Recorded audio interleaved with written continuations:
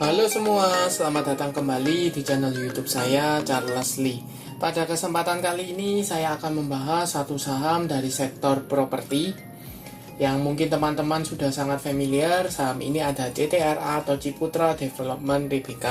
Kenapa saya bahas CTRA? Karena ada potensi dia breakout dari resisten kuatnya, yaitu resisten psikologis di 1000. Seperti itu. Buat kawan-kawan yang baru pertama kali mampir ke channel YouTube saya ucapkan selamat datang, selamat menonton. Semoga informasi yang kami sampaikan melalui video-video yang kami buat bisa bermanfaat buat kawan-kawan semua untuk membantu pengambilan keputusan.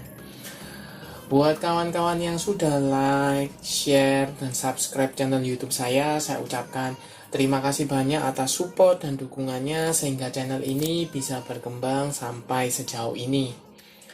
Oke, tanpa berpanjang lebar, kita langsung masuk ke pembahasannya untuk saham Ciputra Development Tbk atau CTRA.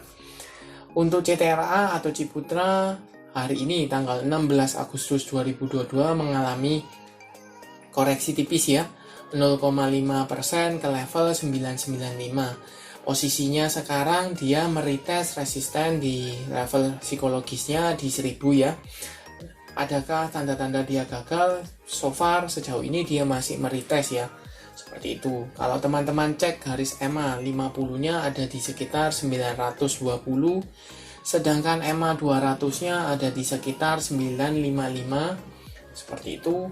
Kalau teman-teman cek garis EMA 50 mulai mengarah ke atas, ya, ada indikasi, ada potensi untuk berpotongan dan dia sudah confirm bergerak uptrend kembali. Tetapi menurut saya pribadi, alangkah lebih bagusnya kalau saham CTRA ini mampu breakout dari level resisten kuatnya ya di 1000. Kenapa saya bilang kuat? Karena level 1000 ini sempat beberapa kali ya di retest, sempat break, kemudian di retest jadi support, dia meretest, naik kembali, kemudian dia di retest lagi, breakdown, turun, dan ini akan menjadi pertaruhan apakah saham CTRA ini mampu breakout dari level 1000 atau tidak. Seperti itu. Kalau dia mampu breakout dari level 1000, kemana arah pergerakannya? Ada potensi untuk meretest ke resisten sebelumnya ya, di level 1085 di sana sampai dengan 1120 area sana. Nah, kalau teman-teman cek di sini posisinya ini sudah membentuk higher low, sudah confirm dia mulai bergerak uptrend kembali. Secara volume harian pada waktu dia koreksi volumenya mengecil, sedangkan pada waktu dia naik itu volumenya masih cukup tinggi. Kemudian kalau teman-teman cek garis MACD ini sudah mulai mengarah ke atas ya, masih mengarah ke atas. Kita coba cek broker summary-nya dari saham CTRA. Ini saya cekkan dari tanggal 15 sampai dengan tanggal 16 dengan value net. Ini jelas ada akumulasi cukup masif ya oleh AK, LG, BP, CS, dan MG. Harga rata-ratanya pun ini kita bisa asumsikan di 990-an ya, level tersebut jadi level berdekatan dengan resisten 1000-nya seperti itu. Nah, kalau teman-teman cek, kalau seandainya belinya di rata-rata 990-an, tidak mungkin dong dia jual di level 1000 ya. Jadi kemungkinan pasti akan diangkat lebih dari level 1000. Nah, seperti itu. Kemana dan kapan kita tidak bisa tahu, tetapi yang pasti secara broker summary-nya tercermin bahwa dia ada akumulasi, kemudian harga rata-ratanya pun masih harga rata-rata di 990-an. Nah, mungkin teman-teman bertanya, ini kan baru 2 hari. Kalau lebih panjang lagi bagaimana? Saya coba cekkan ini tanggal 8 sampai dengan tanggal 16. Ya, jelas masih ada akumulasi cukup masif ya oleh AK, LG, BP, AI, dan NI. Harga rata-ratanya pun kalau teman-teman cek ini 991, 988 ya, 960-an. Kalau kita asumsikan di 970 pun ini sudah floating profit walaupun masih tipis ya. Seperti itu. Nah, bagaimana potensinya? Kalau menurut saya ada potensi saham CTRA ini mampu break dari level 1000-nya. Nah, teman-teman bisa manfaatkan kalau saham CTRA ini breakout dari level 1000-nya, teman-teman bisa buy on breakout ya. Untuk target di level 1100 sampai 1085 sampai dengan 1120. Di sana ada area resist seperti itu.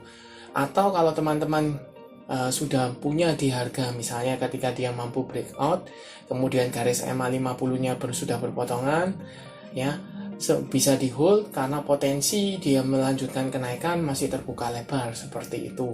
Tetapi kalau seandainya teman-teman misalnya buy on breakout, ternyata dia fast break, turun kembali di under 1000, apa yang harus dilakukan? Teman-teman bisa cut loss, atau kalau teman-teman bisa tambah muatan atau averaging down ketika di daerah 955, itu masih mungkin karena potensinya sudah jelas dia akan meretest support terdekat. Nah, support terdekatnya yaitu di level 955 di sini. Ya, selain ada EMA 200 juga terlihat ya beberapa kali menyentuh level 950-an, kemudian mantul kembali seperti itu. Nah, saya pribadi kalau dilihat dari sektor propertinya sudah jalan, kita bisa sedikit singgung ya.